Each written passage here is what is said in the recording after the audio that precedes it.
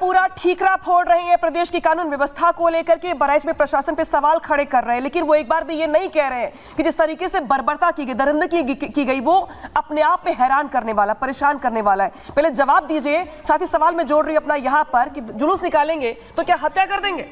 नहीं, देखिए फराज की वजह से आपने जो सवाल पूछा सारा जवाब उन्होंने ही दे दिया। उन्होंने जवाब क्या दे दिया? अगर कोई अपराध करने वाला एक विशेष धर्म से होगा, मुस्लिम धर्म से होगा, और जिसका समाजवादी पार्टी को संरक्षण होगा, वो कुछ भी कर सकता है, उसके लिए छूट है।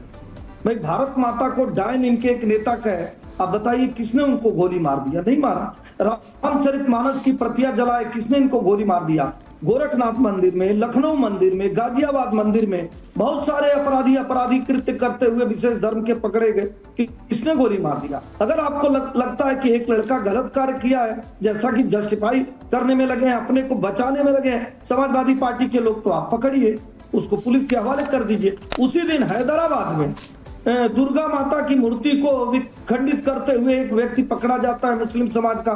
वहां के सभ्य समाज के लोग क्या करते हैं? उसको पुलिस के हवाले कर देते हैं। लेकिन बेशर्मी की हद देख रही है समाजवादी पार्टी के को देख रही है, क्योंकि उनके धर्म का, समाजवादी पार्टी का कि मुस्लिम धर्म का व्यक्ति हाजी जी कुछ बोल रहे हैं, मुस्लिम धर्म का व्यक्ति कोई भोजन करा दे, मुस्लिम धर्म का व्यक्ति किसी को गोली मार दे, वो सब जायज है? नहीं जायज है, संविधान में जायज नहीं है। अगर आपको लग रहा है तो ये दूसरे देश में जायज। आपने कहा मुख्यमंत्री जी क्या कर रहे हैं, आपको जानकारी है? ठीक है हाजी जी, जरा अपनी बात रख लीजिए, फिर मैं जाऊंगी पूर्व एसीपी के पास। हाजी जी, गंगारामपुर का, सहारनपुर, कानपुर का, मेरठ में। एसएन सिंह जी, आपकी बात आ गई है, जरा हाजी जी को भी सुन लूं कि उनका स्टैंड क्या है। चूंकि धर्म की बात की आपने तो वो कुछ बोल रहे थे। हाजी जी अपनी बात रखिए, साथ ही मैं सवाल जोड़ रही हूं इसमें। हाजी जी, बात धर्म की तो है ही नहीं यहाँ पर, ठीक है, सांप्रदायिक हिंसा हुई।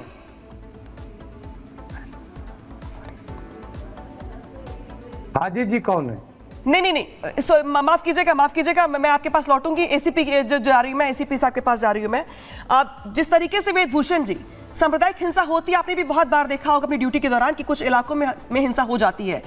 लेकिन जिस तरीके से हिंसा की गई उस जगह पे, जो लोग थे वहां पे मौजूद, उनका यह आरोप है कि भाई दो गुट आपस में भिड़ गए, इतना बवाल बढ़ गया कि कुछ लोगों ने रामगोपाल पे बौछार कर दी गोलियों की। लेकिन उसके पहले की जो मानसिकता थी, पहले टॉर्चर कर लो, पहले से उसे जिस तरीके से दरिंदगी की सारी हदें पार कर दो।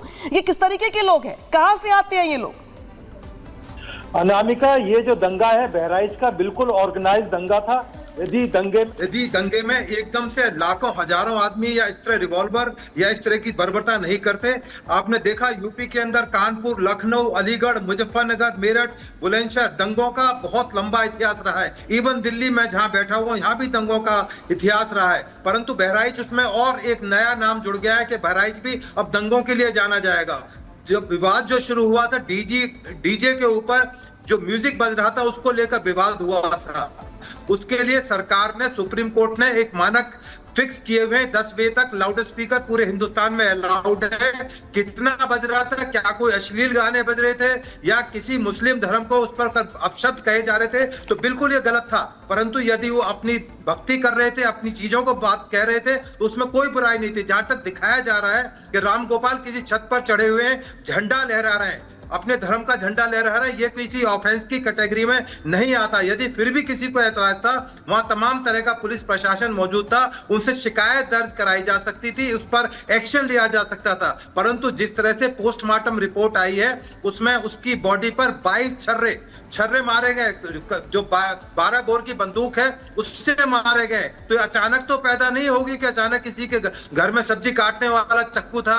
ये सब कुछ ऑर्गेनाइज था। और जहां तक बॉडी के पार्ट्स है, कोई बॉडी का पार्ट उसका ऐसा नहीं है जहां पर इंजरी नहीं थी। पैरों के नाखून उखड़े हुए हैं, जांग में चाकू मारा गया है या पेचकस मारा गया है। तो इस तरह से बर्बरता जैसे तालिबानी लोग करते हैं, उस तरह की बर्बरता देखने को मिलती है। तो इसको बहुत हल्के से नहीं लिया जा सकता। ठीक है, सरकार जवाब देगी, FIR दर्ज है, 10 लोग नामजद हैं, बाकी मुमताज जी, अगर मान लीजिए कि किसी युवक ने कुछ बदसलूकी की या ऐसी कोई हरकत की जो आपको नागवार गुजरी, इसके लिए मारपीट तक भी समझ में आती है। चलिए, यहाँ पे समझ में आता है कि दो गुट आपस में भिड़ गए, लेकिन पैरों के नाखून उखाड़ लेना, 22 छर्रे शरीर पे से निकलना, इसके अलावा टॉर्चर करने की सारी हदें पार कर देना, कुछ तो जरा बोलिए कि जो कुछ किया गया, मतलब वो बहराइच में, वो तो बिल्कुल बिल्कुल कल्पना से परे है।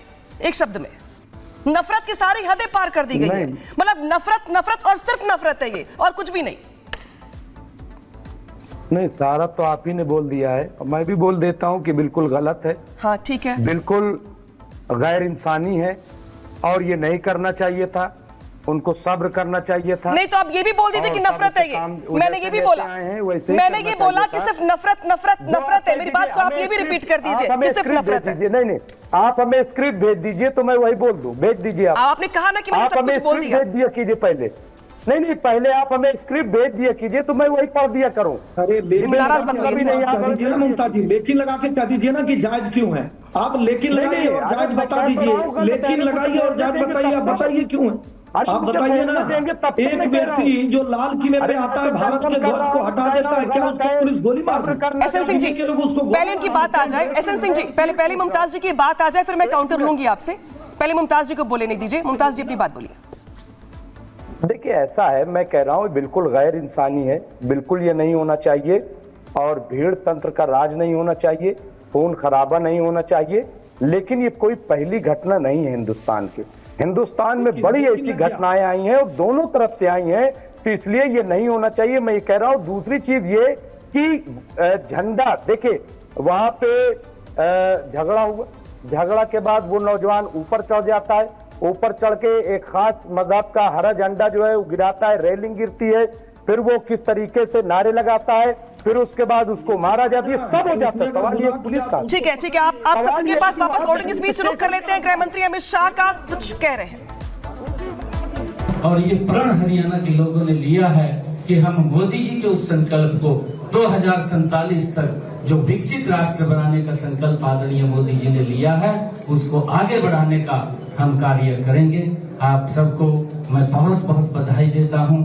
पुनः आदरणीय अमित शाह जी का बहुत बहुत धन्यवाद और मोहन यादव जी का। तर्कों से वार पलटवार, संवाद किसका दमदार।